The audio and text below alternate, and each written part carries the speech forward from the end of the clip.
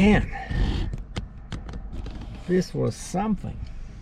Dealing with Ministry of Transportation bureaucracy. Man, time now is 20 minutes to 20 to 1. I came here at 9:30 in the morning. Basically, every 5 years in Ontario,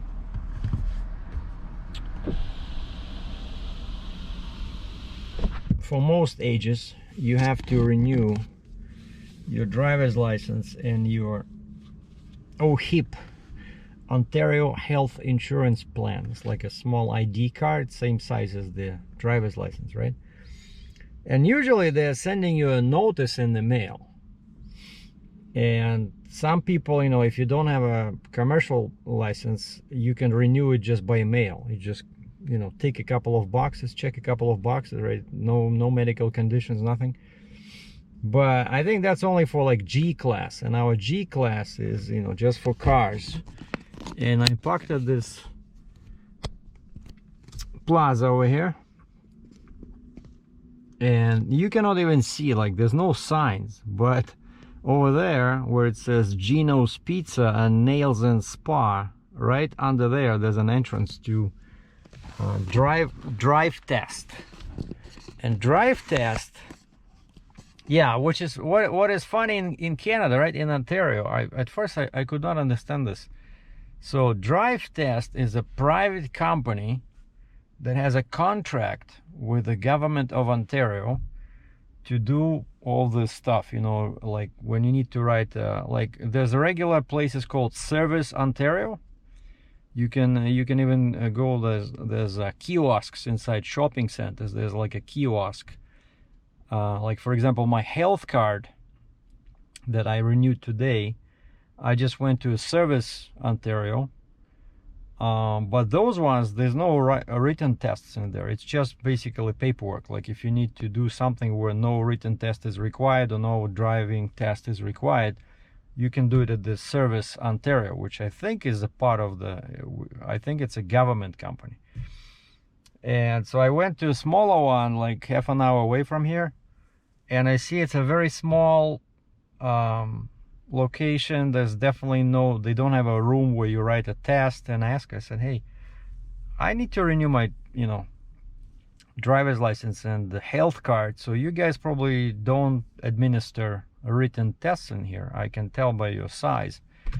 And she says, no, for the written test you have to go to the DriveTest center. And I know this one because this is actually where my driving career began. So this is Kitchener, Ottawa Street, right? And this DriveTest's been here since 2005 when I got my AZ or AZ license, but we say AZ in Canada. So A is a tractor trailer, Z is air brakes.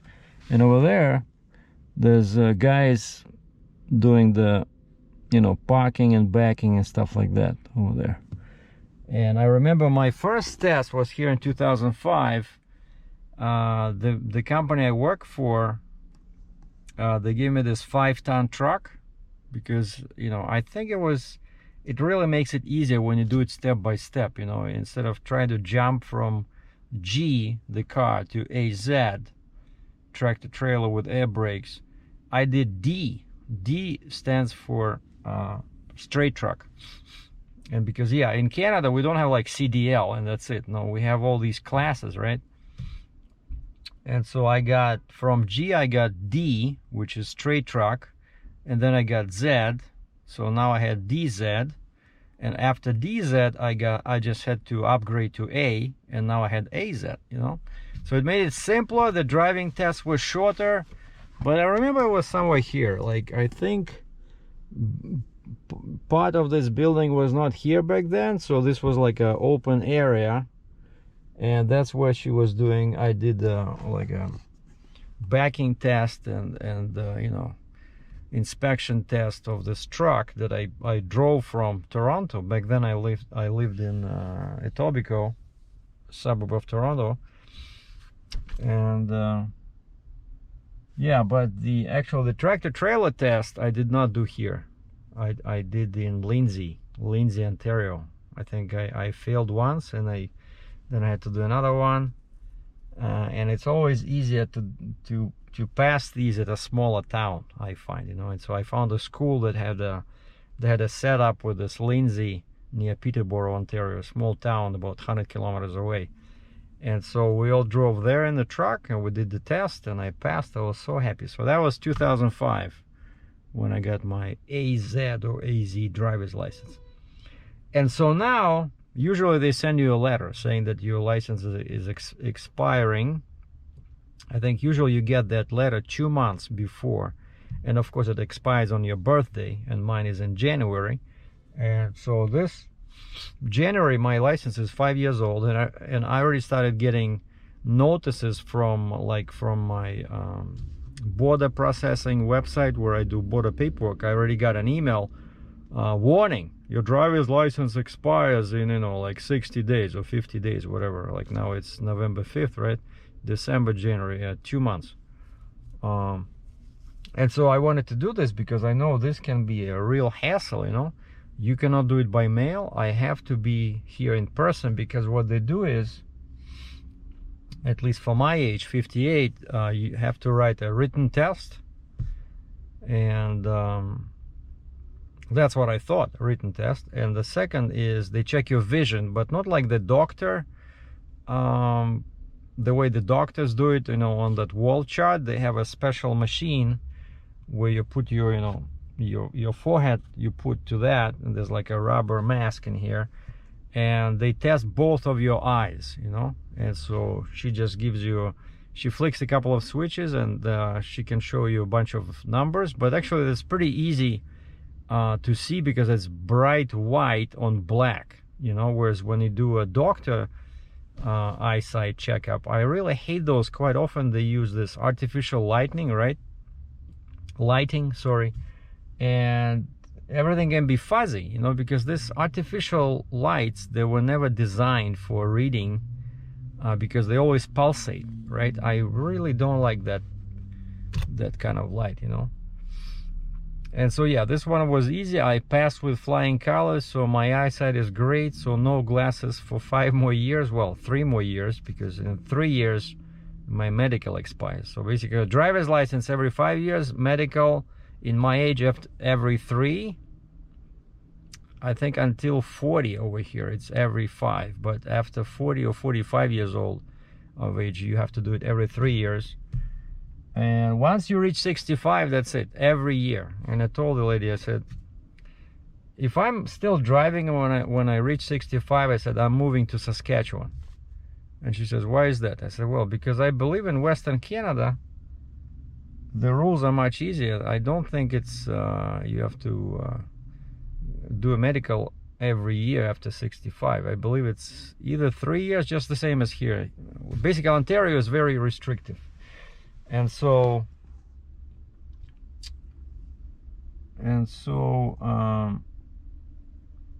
yeah, over here you have to watch out for these guys parking, because quite often these are people being tested for car regular G license, and I see there's a bunch of cars from driving schools over here, and so yeah, you can find like a practice tests online. So I googled, a friend of mine just recently went through this, and he said that he had to rewrite one of the tests. And I said, what do you mean one of the tests? I thought it was just one written test. He says, no, there's like 2 or 3 or something. So I go there and I stand in line probably for an hour. Like normally you go inside and you take a little ticket with a number, right? Like automatic dispenser, you get a ticket. And then when they call your name, or you see the name, you see the number on the display, that's your turn, and it tells you, let's say, your number. You go to this particular window, right? Very efficient system, so you can sit wherever you want and just watch the displays at the top of each And it takes a long time because, yeah, this place is very busy, right? Because people over here, there's driving test, there's written test, the people changing documents. And I see actually that lady over there. So this guy just parked next to me, and so that lady was in the passenger seat, and she had a tablet. Like, they don't use paper anymore. It's all tablets. Right, so she was mocking that guy. So she's a tester. So this guy was doing a test in this Hyundai SUV. It's a good thing he didn't hit me, right? So otherwise he would definitely fail the test. So anyway, so now because of this COVID, you have to wear a mask, and they don't let you in. So there's a woman outside of the gate, and she's like a gatekeeper, right? And there's two lines. One line for people that are here to do the car driving test, and then everybody else is in the right hand line. And so I stood there, I'm telling you, like probably 40 minutes outside. At least it's not that cold. And then finally I'm in, and they tell you what to do. So you feel like a 10-year-old schoolboy, you know, because, okay, stand here, stand on that circle, go here, you know. Actually, it makes it easier because you feel like an idiot, but at least they tell you exactly what to do, you know, because of all these COVID regulations. And so I go inside, and I'm like, what the heck? Like, there's no seats. Everything is, you know, hurtled towards the corner. That's why they don't want people to be inside, of course, of all this, because of this social distancing and stuff. So I wait there, and then they said, okay, go to that window. I go there. She does the vision test. I pay them what is it, $20? No, I didn't pay anything. She just did the paperwork, sign here, and then she says, okay, go to the, wait near that other door. They will let you in when they're ready for you to do the written test. And I go there, I wait until the lady waves me in. Like, basically it's like a prison, you know, like a prison system where you cannot move left or right unless somebody tells you you are allowed to, you know. Like, I'm telling you, like, it feels really weird. But there's no cops, right? It's just women, but they're so efficient. You know, okay, stand here, sir. All right, have you been out of the country in the past 14 days? All right, any symptoms? And oh, Jesus. All right. And so lucky for me, when was I out of the country? I think it was a while back. Yeah, out of Canada, I mean, right? Because I was out of the country, but 3 weeks ago when I was moving that machine. So anyway, I do the test, and turns out there's 3 tests. Each test is 20 questions, and if you do more than 4 wrong, you fail. So I do one knowledge test. No, actually, wait, the first one was 30. I do the first knowledge test 30 out of 30 correct. I'm not kidding. Like, I'm very good at retaining information, and I did these practice tests. Like, I did 5 or 6 practice tests online before I came in, and, you know, of course they tell you what's wrong, what's right, so you know where you made a mistake. And so I have a very good memory, and so I do the first test 30 out of 30, and I'm like, okay. And then it says, all right, you finished, you passed, thank you, so now wait for your second test. And I'm like, oh boy. So the second test, all of a sudden I see it says air brakes, and I'm like, shoot, I did not study for air brakes. You know, all those tests I did online, practice tests, where they were just with this, with signs and speed and regulation and all stuff like that. But air test is different. Air test, they ask you questions, very specific questions about the PSI, you know, how many PSI per minute you can lose before you have to park the truck and fix your brakes, you know, all these numbers. You have to remember all these numbers, pressure, PSI, like what happens, like not very easy to answer. You cannot guess, you know, not easy to guess unless you really know the actual answer, you know. And so I did that one, and I knew that I did more than 4. It was 20 questions. This air brake was 20 questions, and I think I did like 5 wrong. And it says 5 wrong, failed. And then it says, wait for your next test. All right, I thought that would kick me out. No, they let me do the last one, which is also just a knowledge test, nothing to do with air brakes. 30 questions, I did 30 correct. Because again, it's the same general topic, you know, signs. Okay, what sign is this? What do you do when the arrow points to the right? You know, like a lane, you know, directional sign that says, you know, you have to turn right only. So stuff like that, like basic, right? I did 30 out of 30. And I go to the count. I said, well, I think can I rewrite this second one? Because I did vision, I did all of this, right? I don't want to lose and do it again next day. And she says, yeah, just you have to pay again and wait inside. So this time they allow me to wait inside. So I'm standing there like for 30 minutes, and I already have all my paperwork. She did you know, she did have all this stuff, right? Like all of this. And they gave me my number, like the little ticket with the number. And the lady was different, that was coordinating everything, and she's like very strict, you know, basically not, you cannot hear any smile in her voice, and like very aggressive, you know. And I said, excuse me, ma'am, I just have a question. Like, I already did everything at the counter over here. Like, why am I waiting? Can I just go in and I just need to rewrite the test? And she says, no, because you have to pay. Yeah, but we're paying inside the actual examination room. And after a minute, she says, okay, come with me. And she just like, so I'm not sure why I was waiting together with everybody, right? Because I already did what's required at the window over there. I just needed to gain access again. No, but wait a second. No, they kicked me out.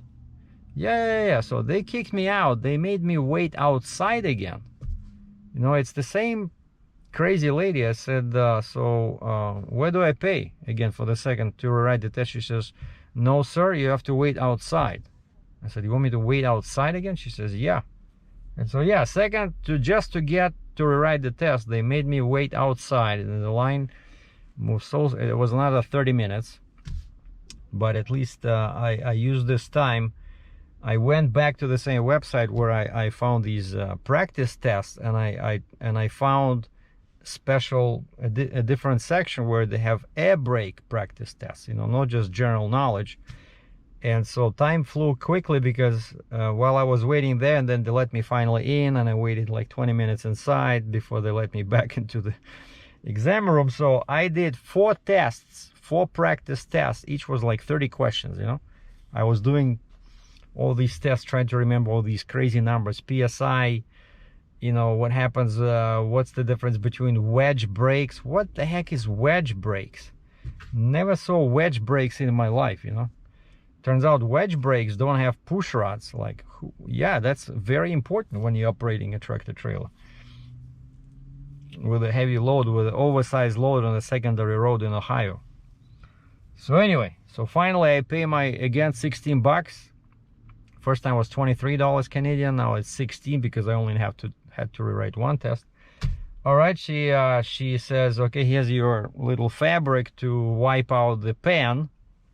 I'm like, what pen?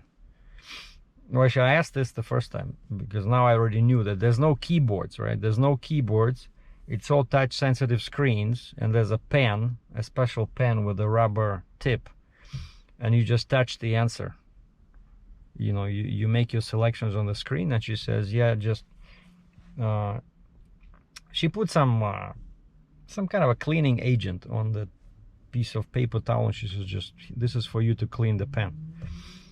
And so I knew that there's only pen from the first time, right? And so now she gives me again this piece of paper towel, and again asks me to turn off my phone. All right, and now I go there, and it's 20 questions, and I took my time, and again it was pretty challenging, and I did 16 correct. Out of 20 I did 16 correct, pass. So 30 out of 30, test 1. Then I failed, did 5 wrong, and then I did 30 out of 30, test 3, and now the last one, or the rewrite, was 16 out of 20. Pass, but with 4 wrong. And I wanted to say something funny, like maybe now I should not use brakes as often as before, because I made so many mistakes. But I decided not to test my good faith, you know. So I said, all right, so what do you do now? She said, okay, go and wait again in the main hall over there. They'll call your name, because they have to take your picture without the mask, without the hat, and I have to pay them 90 bucks Canadian for the actual driver's license. This is like a racket, you know. So like you guys know, right, when I'm always looking for opportunities, what to do when I retire, some kind of a passive income, right? And so I think probably one of the best businesses would be to run something like this DriveTest, you know. So people come in, you do a test, and you change something on the piece of identification, you charge them $90, and then of course I have to pay 27, I think, for test 1, 16 for test 2, and $90 for the driver's license. And you don't get it right away. You will get it in the mail within 6 to 10 weeks. I said, 10? And she says, well, when is your birthday? Okay, in January. No, probably you'll get it before then. And so she gives me back my current license, because sometimes before they used to take it, and they would just give you like a piece of paper like this, you know, like your temporary license. But now they're way behind, and plus my license is still valid till January. So she gave it back to me and gave me back all this confirmation over here, so that everything is done. So I'm just gonna carry it with me just in case. But boy, what a headache, you know, what a headache. But at least I'm glad that I did I don't wear glasses, right? I don't want to be wearing glasses, and so I'm happy that my driver license is approved for 5 more years with no glasses. But again, I will have to do the medical. I just did one in this, I think in this spring or something. So yeah, like every 3 years. So boy, I'm happy. I'm so happy this is done. Okay, we still have battery in there. Let me just update you guys on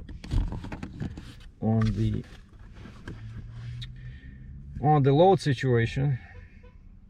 So yeah, some guy had a load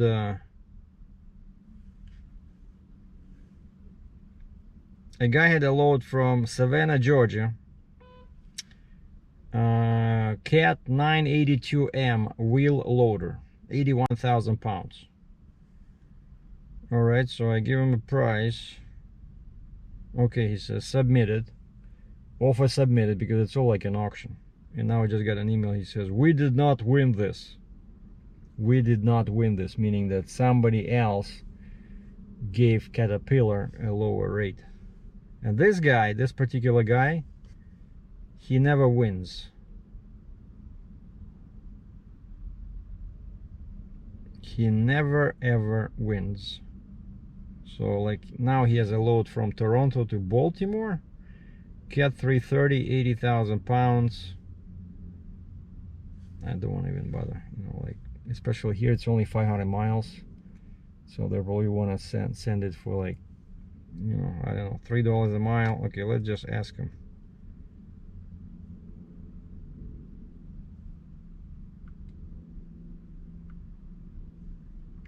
Where do you have to be on this in terms of a rate?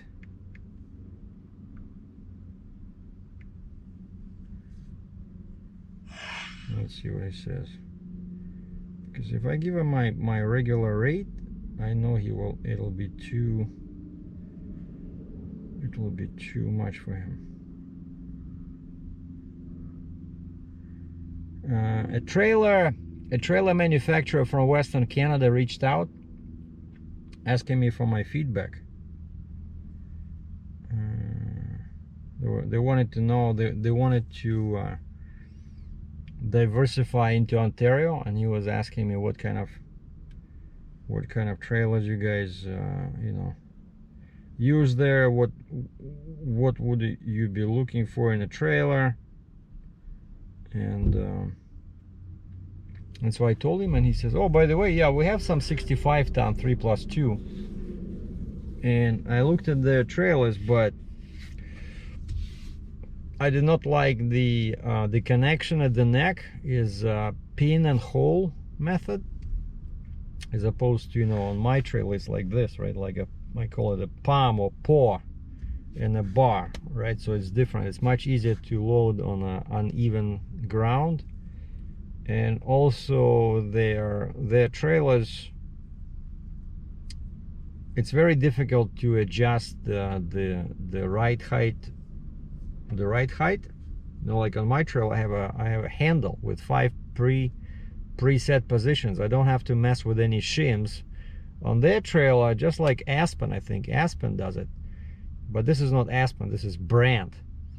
But Aspen and these guys, you have to raise the trailer and then to put shims under those metal pieces in there, so it's much longer than just doing what I'm doing, when I just have to raise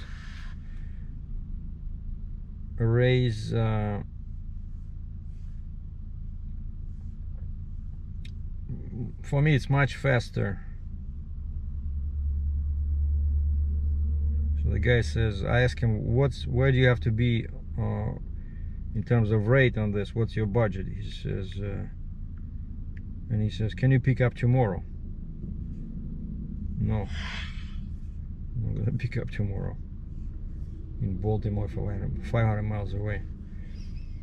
Yeah, so there are some loads. I see some loads, but nothing, you know. I wanted to do this. This was my most important task for this week, is to renew my license and my OHIP card, and so that's achieved. So now I just need to finish my bookkeeping for October, you know, my expenses and profits and stuff like that. But that can wait. But I already did half of that on my envelope, so I can finish it tonight, and then tomorrow I can start looking for a load. Which, of course, tomorrow's Friday, I think, right? Yeah, tomorrow's Friday, but we'll see. If there's no loads, I'll wait till Monday. I don't care.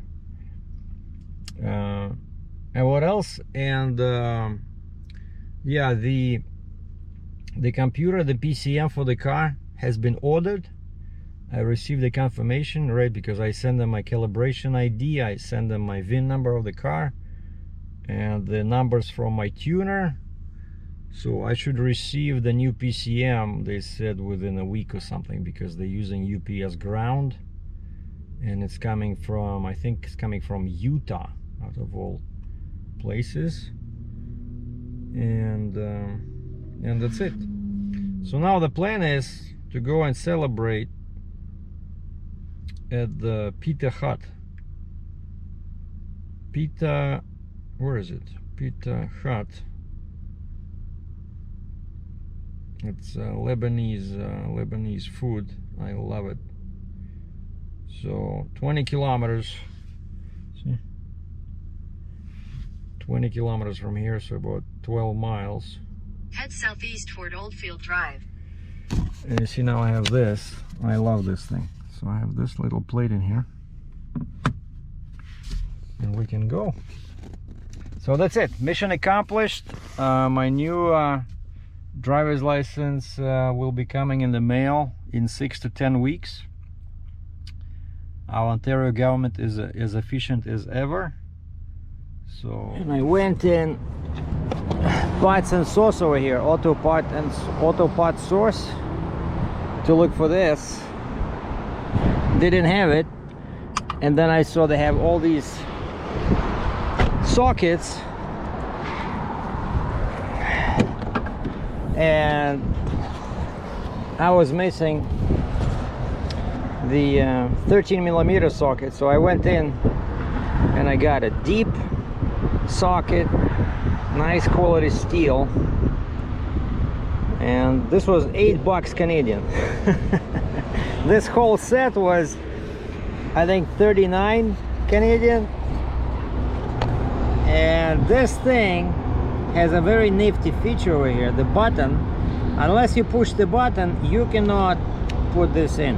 Like, this little ball is not gonna go in unless you push the button.